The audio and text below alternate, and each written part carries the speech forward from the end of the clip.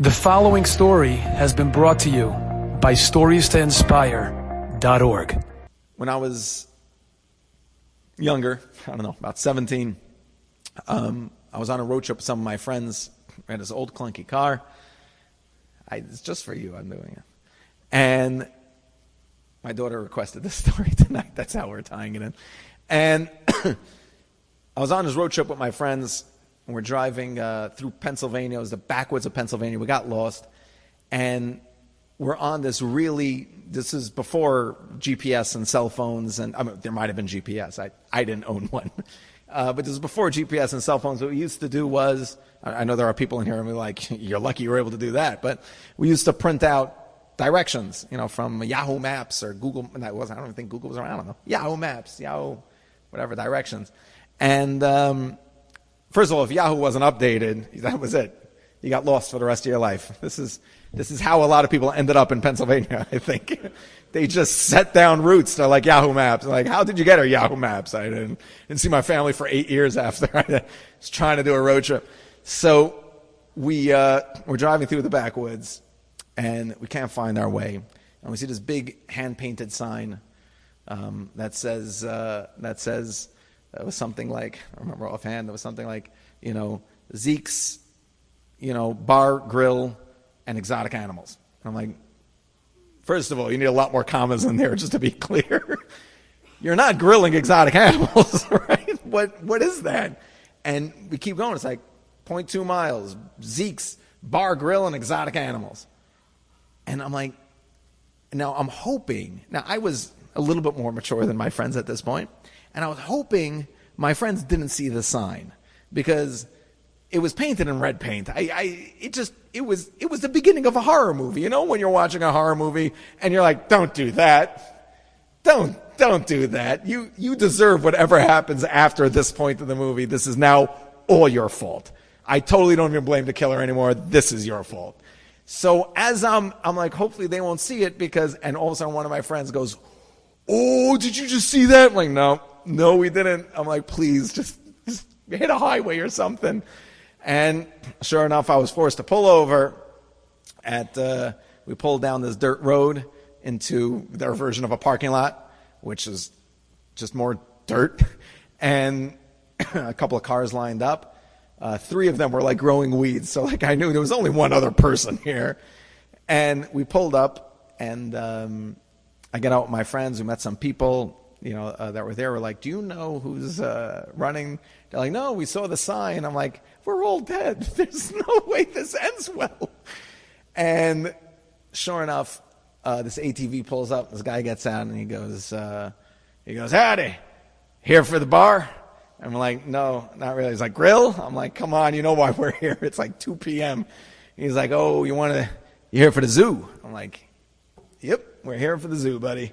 And he brings us down this roadway, and sure enough, we get to the first. He was apparently we didn't pay. I don't know. I don't remember how we ended up paying for this, but there was no discussion about anything. We just started walking with this guy through the woods, and I know you're thinking, like, who raised these people?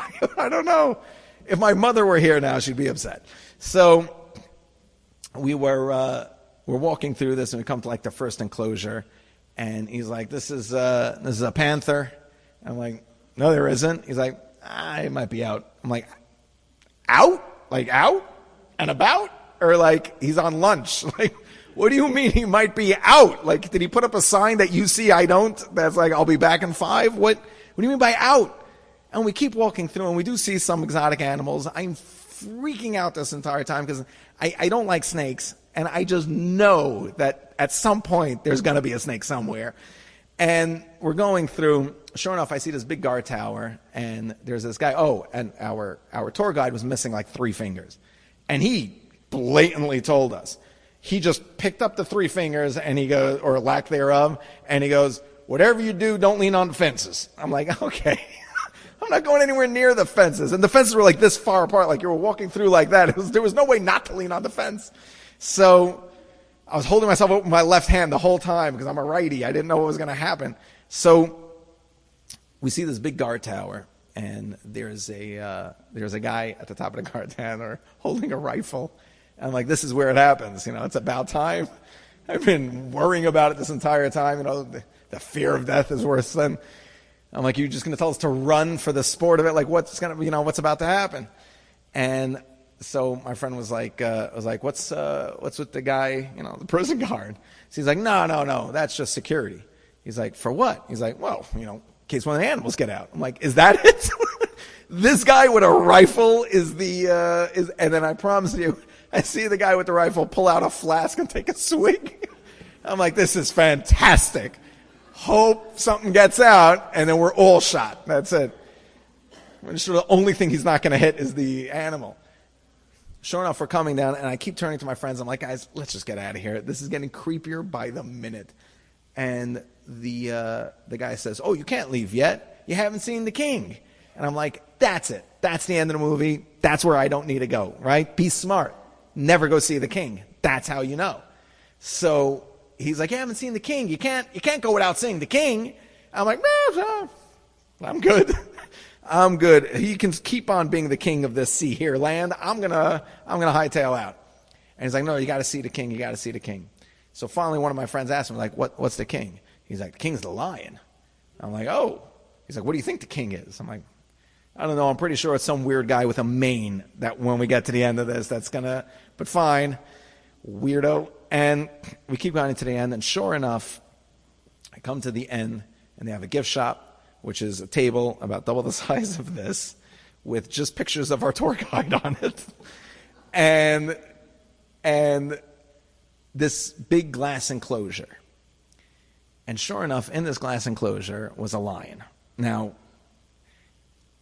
bringing a child to this place and saying this is a lion would be like aliens coming down to Earth with their children, going to some homeless guy on 34th Street in Manhattan and being like, this is a human, and leaving.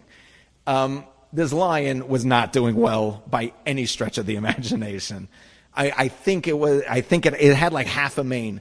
Now, I don't know if that's just because it was sick or because they glued on like some hair to say that this was a lion. I have no idea.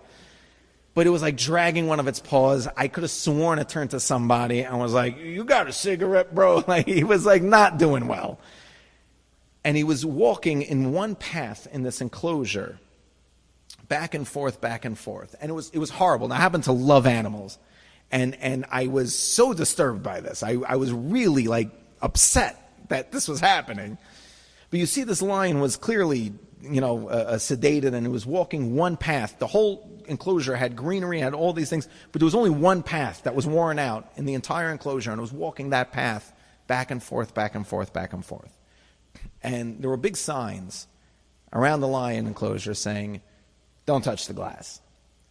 As we're standing over there, our tour guide left. I guess he didn't want to be in the line of fire. And we were just standing there. And sure enough, this one little kid walks up to the glass, and we're all watching, and we're like, this is a bad idea, kiddo. And he just starts banging like he's possessed. And we're like, maybe don't do that. Like, he doesn't look that dangerous, but maybe don't do that. And the kid just starts banging. Sure enough, the lion's at the other end of the enclosure. And the lion turns around and looks over at this kid. And I'm telling you, he looked right at him.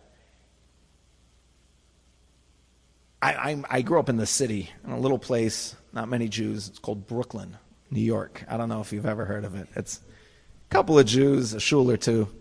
But I grew up in the city. I didn't have that much exposure to the wild. But I've always heard stories about lions, and until you see this happen, you can't really describe it. But this lion looks over his shoulder. He sees this kid. He turns around to face him. And all of a sudden, he doesn't have a limp anymore. And he's standing pretty straight. And it licks its haunches, and it starts this little gallop.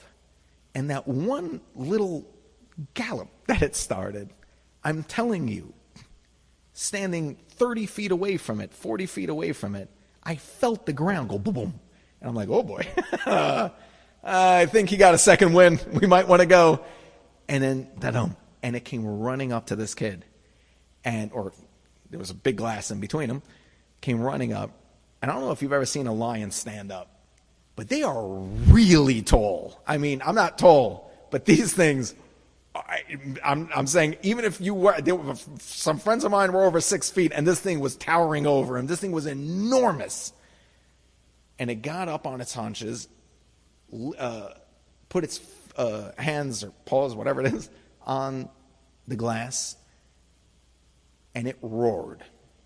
Now, this was a half-dead lion. But I'm telling you right now, I figured out how on all those nature shows, all those animals get caught. Because if a lion roars, if you've ever heard that, you can't move. It paralyzes you. The sound of this lion completely paralyzed everyone. This kid was just sitting over there, a puddle under him, but he was just sitting over there. And it got up and it roared. And then it went back down and went back to its little path that it was walking. And all my friends are just standing over there looking, and we're like, okay, we're leaving. That's it. I don't want to know how many more times that glass is going to hold, but I'll take my chance with the guy with the rifle. This thing will kill us. And I'll never forget driving home. I was thinking to myself, that was a sedated, half-dead lion. What do you think these things are like in the wild?